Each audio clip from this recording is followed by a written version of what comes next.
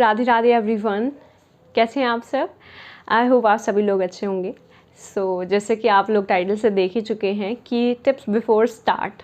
तो before start of what, like I know आप लोगों में से कुछ बच्चे 11th में हैं, कुछ 12th में हैं, कुछ लोग ड्रॉप आउट हैं, ठीक है। तो उन सभी के लिए आज मैं आपको बहुत अच्छे से टिप्स दूंगी। Even 11th class and 12th class के लिए तो ये बहुत बहुत अमेजिंग टिप्स। इवन अगर आप इस छोटी क्लासेस में भी हैं और अगर आप प्रिपेयर कर रहे हैं किसी भी चीज़ के लिए, तो ये टिप्स आपको बहुत बहुत यूज़फुल होंगी गाइज। देखिए, हम क्या क्या चीज़ें कर सकते हैं, डू एंड डोंट्स, ठीक है। लाइक जो मुझे लगता है कि मुझे इतने साल बाद अपने प्रिपरेशन के टाइम में और बाकी जितना भी एक्सपीरियंस मुझे हुआ है, जो भी 8-10 साल मैं आपसे बड़ी हूँ, ठीक है। तो अब मुझे लगता है कि भाई मुझे आपके साथ वो चीज़ें शेयर करनी चाहिए ताकि आप अपना स्टार्टिंग से ही वो ही चीज़ें इम्प्रूव रख पाएँ पहले ही, ताकि आपको इन फ्यूचर सेम एक्सपीरियंस से सेम चीज़ें फील हों, उससे पहले ही आप आई थिंक कुछ न्यू फील करें, राइट। तो देखिए क्या चीज़ें हैं जो आपको अभी से स्टार्ट करनी है। तो चलिए स्टार्ट करते हैं हमारे आज। जैसे आपने अभी 11th क्लास शुरू करी है, 12th करी है या ड्रॉप आउट किया है, तो many people come to us and gonna say that hey what are you doing. तो आप बहुत ऐसे ताव में बोलते हो, अरे मेडिकल लिया तेरे भाई ने, है नॉन मेडिकल वाले बच्चे हैं हम, ठीक है। चलो यार ठीक है, बहुत अच्छी बात है, अगर आपने सेलेक्ट किया है तो अच्छी बात है, नहीं किया है तो और भी अच्छी बात है, ठीक है। लेकिन अगर कर ही लिया है तो बात ये है कि यार अच्छी बात है कि भाई आप थोड़ा सा ताव से बोल सकते हो, बट मैं कहूँगी कि यार ये बना रहना चाहिए, ठीक है। आप साइंस के बच्चे हो, ठीक है, तो साइंस के बच्चों की नाक मत कटवाना। अच्छा, ये बना कैसे रहेगा उसकी बातें करते हैं। तो यार देखो, नॉर्मली हम लोग क्या करते हैं, 10th तक टीचर ने काम दिया, काम कर लिया, पढ़ लिया, ठीक है यार, ठीक है कर लेंगे, ठीक है, इतना कुछ प्रेशर भी नहीं होता। बट 11th 12th में ऐसा नहीं है। और अगर आप एक बच्चे हैं, ऑफ कोर्स 11th 12th में नॉन मेडिकल वालों का एक सपना होता है कि यार हमें नीट जेईई एडवांस एक बार तो देना ही है, मेंस एडवांस, ठीक है ना। तो वो जो एक बार तो देना ही है, और कुछ बच्चों का तो एकदम पैशनेट होते हैं कि यार हमें यही करना है, और जिन बच्चों का क्लियर है कि हमें यही करना है उनके लिए तो बहुत बहुत बढ़िया बात है। नहीं भी क्लियर है यार, आप किसी भी फेज़ में हो लाइफ के, ये स्टडी टिप्स आपको ज़रूर अप्लाई करनी चाहिए। क्या, देखिए सबसे पहली बात ना, बहुत सारे पीपल आएंगे आपके पास और बोलेंगे कि अरे इस पब्लिशर से पढ़ो, इसके पब्लिशर के क्वेश्चन कर लो, इसका ये कर लो, इसका वो कर लो। यार मैंने ना बहुत बच्चों को ऐसे, मतलब ऐसा होता है ना, मैं बर्बाद होते देखा है। हाँ ऐसे रहता है यार, हम लोग ना पब्लिशर्स के पीछे भाग जाते हैं। तो नहीं भागो यार पब्लिशर्स के पीछे। क्यों? क्योंकि यार सीबीएसई, हरियाणा बोर्ड, जो भी ये बोर्ड्स हैं ना आपके, ये कभी भी आपका एनसीईआरटी से बाहर पेपर ही नहीं बनाते। तो फिर why are you studying like publishers. Ma'am थोड़ा ईजी हो जाता पब्लिशर्स। अच्छा, एनसीईआरटी थोड़ी मुश्किल होती है। अच्छा हाँ होती है, बट भाई आप ये सोचो, आपको इतनी पतली बुक पढ़नी है, इतनी पतली, पब्लिशर्स की इतनी मोटी मोटी बुक्स आपको पढ़नी है। और जब आपका बेस ये है, आप उसको पढ़ने बैठ जाओगे, आप टॉपिक से, अपने रास्ते से, मान लीजिए कि आपको यहाँ से क्या जाना है, आपको जाना है यहाँ से दिल्ली, ठीक है ना। तो आप पब्लिशर्स ले रहे हो ना, तो इसका मतलब है कि भाई आप ना गुजरात को घूम के फिर कहीं जा जू के श्रीलंका घूम के फिर आप दिल्ली जा रहे हो। क्यों भाई, सीधा जाओ ना हरियाणा से दिल्ली, हैं हरियाणा से गुजरात घूम के तुम्हें और मज़े आ रहे हैं क्या? नहीं आ रहे ना, बिन बात का टाइम वेस्ट हो रहा है। मैम जर्नी में तो मज़ा है, फालतू बातें नहीं। बात क्या हो रही है भाई, आपके मार्क्स अच्छे लाने की बात हो रही है। तो यार सिर्फ और सिर्फ स्टिक हो जाओ किस पे, आपकी एनसीईआरटी पे। इससे बाहर कुछ भी नहीं पढ़ना, ना कोई 11th, ना कोई 12th, ना कोई नीट, कोई भी कॉम्पिटेटिव एग्जाम्स के पेपर से बाहर नहीं आते हैं, including the physics, chemistry and bio, तीनों चीज़ें, ठीक है। अभी के लिए सुनिए पढ़ना कैसे है। अभी जैसे आपकी छुट्टियां शुरू हो गई हैं गाइस, अपनी एनसीईआरटी उठाओ, जिस भी क्लास में आप हो, ड्रॉप आउट हो, अपनी एनसीईआरटी उठाओ, उसको पढ़ो, ठीक है। एनसीईआरटी उठाओगे, इसका पहले इंट्रोडक्शन देखोगे, टॉपिक्स पढ़ो। अब मान लीजिए कि आज आपने कितने पेज पढ़ लिए, 2 आवर्स मान लीजिए आपने इसको दिया और आपने अच्छे से ना इसके 5 पेज पढ़ लिए, ठीक है। 5 पेज से वैसे तो आप ज़्यादा ही पढ़ लोगे, बट स्टिल चलो आपने 5 पेज पढ़ लिए एकदम ध्यान से। अब क्या है, करना क्या है, मान लो आपने 1 पेज पढ़ा, उसको क्या करो, बुक बंद कर दो। अब अपने माइंड में ना सोचो कि भाई आपने इस चैप्टर में क्या क्या पढ़ा। मैंने मैटर पढ़ा, मैंने उसके बाद पढ़ा कि एटम मॉलिक्यूल्स क्या होते हैं, मैंने ये पढ़ा। और फिर अपने मन में आपने जब एक बार इसको रिकैप्चुलेट करा, रिकैप सा करा, ठीक है ना। अब क्या करो, अब दूसरा पेज पे स्टार्ट। अब देखो रिकैप करते करते अगर आपको लगता है नहीं वो चीज़ मुझे याद सी नहीं आ रही थी, ठीक है, तो एक बार उसको खोलो और एक बार देख लो कि हाँ आपकी इधर मिस्टेक है। 2nd page, 3rd page, 4th page, 5th page, ठीक है, 5 पेज पढ़ लिए। अब उसका रिविजन करो, रिवीजन में कैसे करना है, रिवीजन में भी सेम करना है। जहाँ पर भी आपका देखो आपने मतलब ऑलरेडी 5 पेज कर चुके हो आप, तो आप क्या करो, जब आप रिकैप करो जल्दी जल्दी, हाँ एटम्स मॉलिक्यूल्स, ठीक है, टैक्सोल हो गया, सिस्प्लेटिन हो गया, सारी चीज़ें हो गई, ठीक है। मान लो आप भूल गए कि भाई सिस्प्लेटिन किस चीज़ के लिए यूज़ होता था, ठीक है, कैंसर ट्रीटमेंट ड्रग के लिए यूज़ होता था, मान लो आप भूल गए, तो क्या करो, हाईलाइटर लो और अपनी बुक पे हाईलाइट कर लो। किस पे, पूरी लाइंस पे नहीं करना है, ठीक है। मान लीजिए आपको ये दोनों टॉपिक्स में डाउट, आप इसको भूल रहे हो या फिर आपको लग रहा है कि हाँ यार ये मुझे मतलब याद सा नहीं रह रहा, तो इस पर हाईलाइट कर लो, ठीक है। ऐसे हाईलाइट करना है। ऐसे मैंने बहुत सारे बच्चों को देखा है यार, वो अपने पूरे नोट्स पे ऐसे हाईलाइट्स करके बैठे होते, नहीं यार, नहीं है ज़रूरत, ठीक है। ऑल्सो क्या है, आपको लग रहा है कि भाई आपको नोट्स चाहिए, अपने हैंड रिटन नोट्स बनाइए। और नोट्स कैसे बनाते हैं, जो चीज़ें हमको नहीं आती ना उस चीज़ के नोट्स बनाते हैं, ठीक है ना। अब ये नहीं होता कि भाई मैम के नोट्स ले लेते हैं, यार देखो मेरी चीज़ें अलग हैं, मेरा बेसिक अलग था, मुझे मेरी प्रॉब्लम्स अलग हैं, राइट। मुझे सेम चीज़ में अलग कन्फ्यूजन्स आई हैं, आपको सेम चीज़ में अलग कन्फ्यूजन्स आएंगी, सबका ब्रेन अलग वर्क करता है, राइट। क्या पता जो मुझे बहुत ईजी से समझ आया था आपको वो नहीं समझ आ रहा हो, क्या पता जो मेरे लिए बहुत टफ हो, आपने ऑलरेडी कहीं पढ़ रखा तो आपके लिए वो समझना ईजी हो, राइट। हम सबके लाइफ के एक्सपीरियंस, हम सबके लाइफ के एग्जाम्पल्स अलग होते हैं। So just highlight by your self, okay. Also क्या है इसमें आपको करना क्या है, ऑल्सो करा, अब जो भी क्वेश्चन सॉल्विंग वाला पार्ट है वो आपको मैं करवाऊंगी, ठीक है। अभी मैं फर्स्टली 11th क्लास का ये जो some basic concepts of chemistry है इससे स्टार्ट कराऊंगी, और इसमें आपको जितने भी क्वेश्चन सॉल्विंग हैं, आपके PYQs हैं, आपके NCERT हैं और आपके बोर्ड के PYQs हैं, सबके सब हम साथ साथ में लेकर चलेंगे। आपको क्या करना है, लेकिन बस NCERT को बेस लो, बायोलॉजी का भी सेम करना है, लाइन टू लाइन पढ़ोगे, इसका भी सेम करना है, केमिस्ट्री का भी, और फिजिक्स का भी सेम करना है। I know physics is quite difficult, but आप ट्यूशन्स वगैरह जिधर भी जाते हो try to do NCERT, try to do NCERT। Why, सबसे पहली बात हमारे दिमाग को ना पतली बुक से डर नहीं लगता, ठीक है। और सेकंड बात क्या है कि चलो यार मुश्किल है, बट एक्चुअल में एटलीस्ट हम उसके क्वेश्चंस ट्राई कर सकते हैं, हम उसकी थ्योरी ट्राई कर सकते हैं, क्योंकि मैंने देखा है सारे बच्चों का फिजिक्स का रिस्पॉन्स बहुत ख़राब था। तो उसके लिए मैं सच में बोलूँगी कि यार ठीक है, ट्यूशन जो भी पढ़ाते हैं, बट PYQs आप ज़रूर से सभी चीज़ों के करके जाएं, क्योंकि यार अभी भी जैसे केमिस्ट्री का पेपर एनालिसिस अगर हम देखें तो NCERT बेसिस के ही मतलब जो PYQs थे ना, वो मैंने आपको कुछ केमिकल काइनेटिक्स के एंड कराए थे, 1-2 यूनिट और कराई थी, electrochemistry, I don't know, electro तो नहीं थी आई थिंक, ऐसे ही कुछ था, 1-2 चैप्टर मतलब 1-2 यूनिट मैंने कवर कराई थी, और मैंने उनके बस PYQs ही उठाए थे कुछ 4-5 साल के, और ऑलमोस्ट सारा पेपर जो आपका भी आया था 12 बोर्ड्स का उसी में से आया हुआ था, मतलब काइनेटिक्स एंड उसका जो भी बेस क्वेश्चंस थे। तो स्टार्टिंग से ही करो ना यार, स्टार्टिंग से ही तुम्हें इधर उधर क्यों पढ़ना है, जब तुम्हें समझ आ रहा है कि हाँ भाई ये चीज़ तुम्हारे पेपर में पूछी जाती है, ठीक है। इसके साथ साथ फिर आप नीट की तैयारी भी कर सकते हो। अब बात यह जाती है कि मैम क्या ट्यूशन्स ज़रूरी हैं, क्या ये वो ज़रूरी है, यार देखो अगर अच्छा मिल रहा है तो अच्छी बात है, नहीं मिल रहा है तो यूट्यूब बहुत ज़्यादा है, इतना ज़्यादा पैसा आप ट्यूशन्स पे दे रहे हो, उतना ज़्यादा आप ऑनलाइन कोई अच्छा कोर्स खरीद सकते हो। आई जस्ट डोंट नो, मैं नहीं बोलूँगी कि स्पेसिफिक इस चीज़ का कोर्स खरीदो, ठीक है, चलो कोई बात नहीं, लेकिन क्या कहूँगी कि यार यूट्यूब पे ना बहुत मटेरियल अवेलेबल है, अगर आप अफोर्ड कर पा रहे हैं तो भाई ऑफकोर्स ले लीजिए पेड कोर्स, क्योंकि अगर आपको साथ में नीट जेईई की तैयारी करनी है, बट स्टिल मैं आपको 11th-12th में बिल्कुल सजेस्ट करूँगी यार NCERT बेस पे पढ़ो। NCERT को अगर आप रट डालोगे ना, रट डालोगे और PYQs उठा लोगे ना लास्ट में, जैसे आपके नीट के या जो भी पेपर आपको देना जेईई वगैरह का, तो आप कराओगे, ऐसी बात नहीं, और आपके बहुत अच्छे नंबर आएंगे। बच्चे कन्फ्यूजन क्या है, बच्चों की दिक्कत क्या है, बच्चों को लगता है बहुत टेक्निकल चीज़ आ गई, बहुत हार्ड फास्ट चीज़ आ गई, बिना ट्यूशन की होगी, ऐसा नहीं है, ऐसा नहीं है। बस आपको अपने ऊपर विश्वास रख के और ढंग से पढ़ाई करनी है। जो नहीं समझ आ रहा है, हाँ देखो यार, जो नहीं समझ आ रहा है उसके लिए आपको ट्यूशन रखने पड़ रहा है, वो चीज़ ही अलग आ रही है, लेकिन अगर आपको समझ आ रहा है, आप इंग्लिश में थोड़ा भी ठीक है और आप पढ़ पा रहे हैं, NCERT से बाहर कुछ नहीं आता, ठीक है। क्वेश्चंस वगैरह प्रोवाइड करने की चीज़ें हर प्लेटफॉर्म पे आज आपको PYQs मिल जाएंगे, गूगल पे सर्च करो PYQs आ जाएंगे, ठीक है ना। तो ज़्यादा इतना इधर उधर कन्फ्यूजन नहीं होना, यूट्यूब पे बहुत इनफ मटेरियल ऑलरेडी अवेलेबल है। बाकी मैं क्या स्टार्ट कराने वाली वो बता देती हूँ।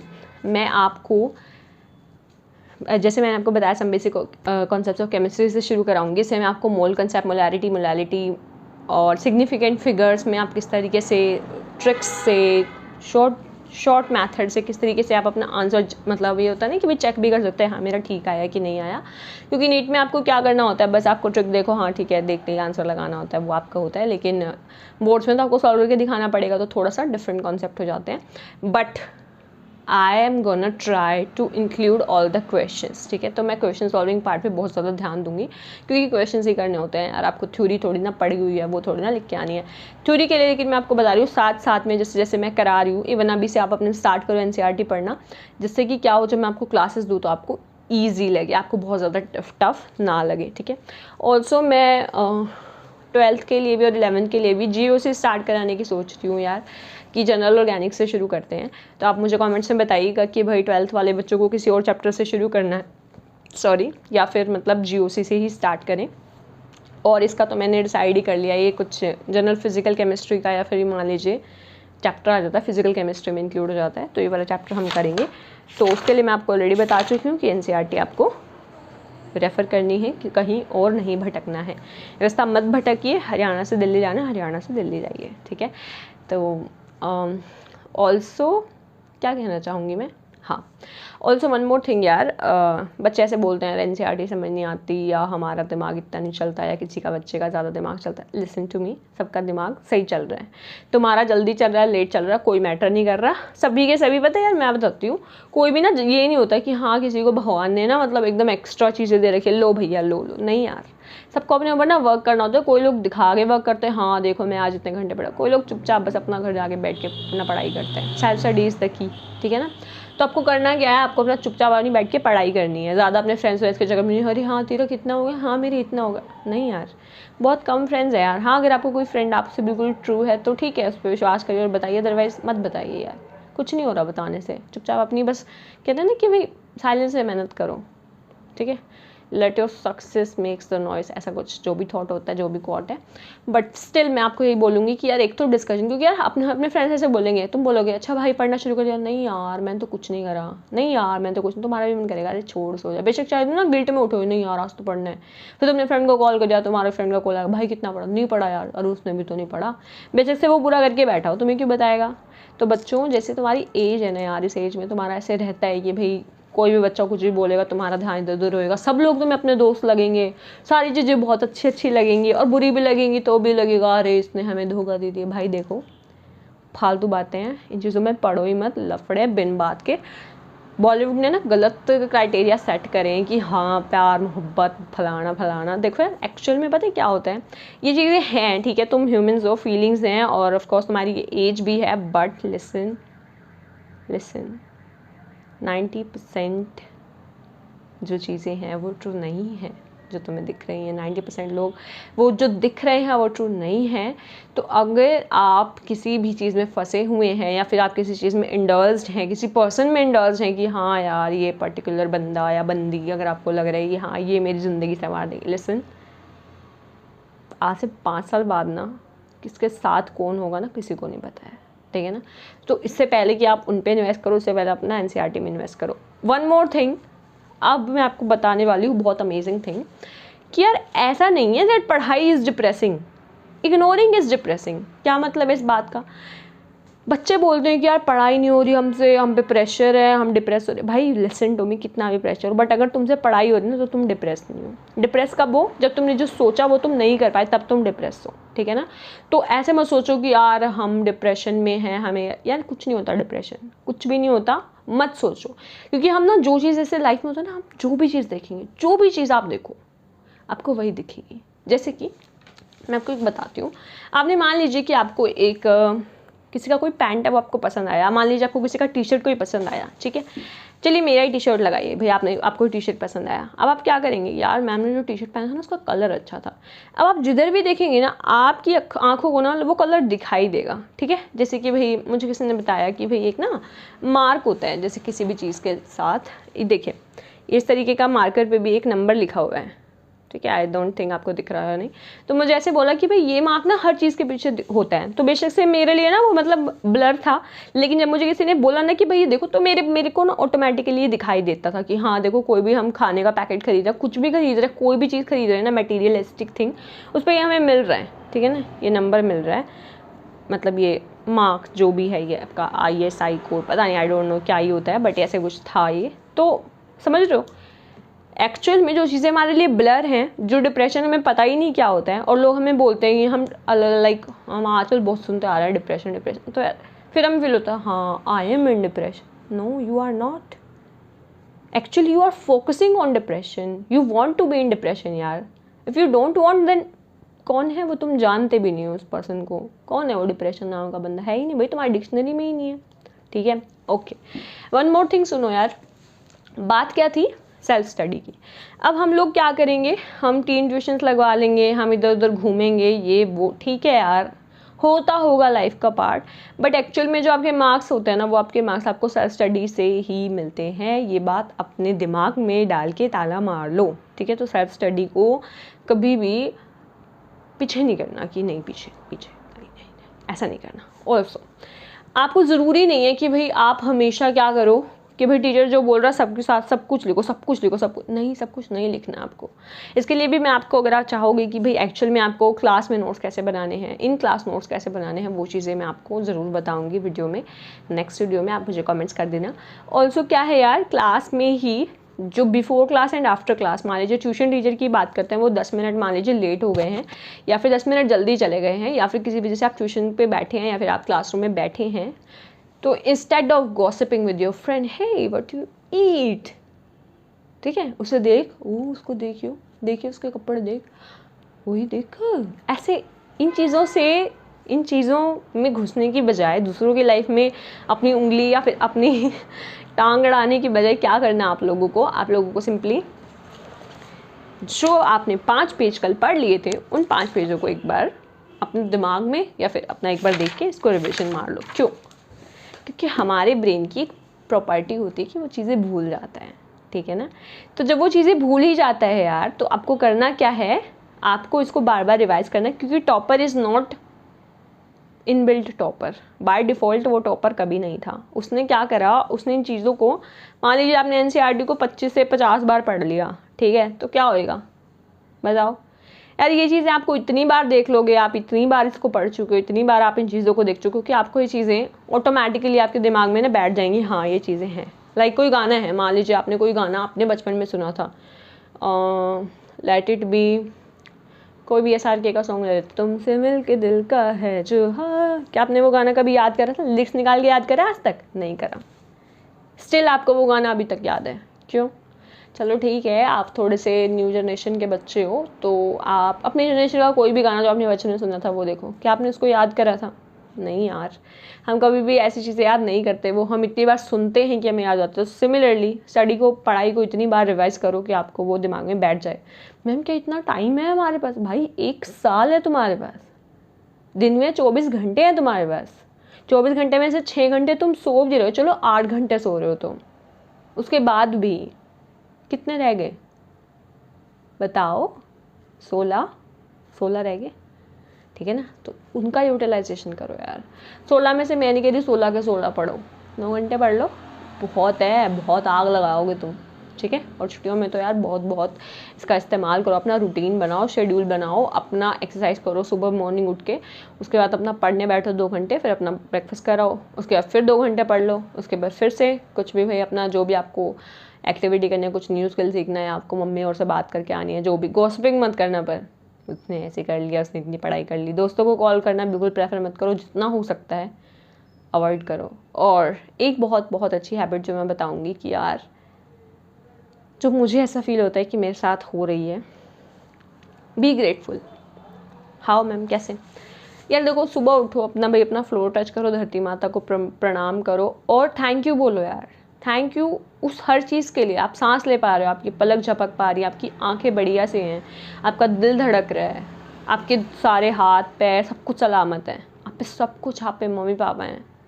जिन लोगों पे नहीं होते, जिन लोगों पे सोच कर देखो हमारी ऑक्सीजन का हमें पे करना पड़े, उन चीज़ों के लिए ग्रेटफुल रहो यार जो आपको फ्री में मिले. क्योंकि जब वो नहीं होंगे ना, तब आपको उनका प्रेजेंस फील होगा. तो इससे अच्छा जब वो हैं तो उसके लिए थैंकफुल रहो.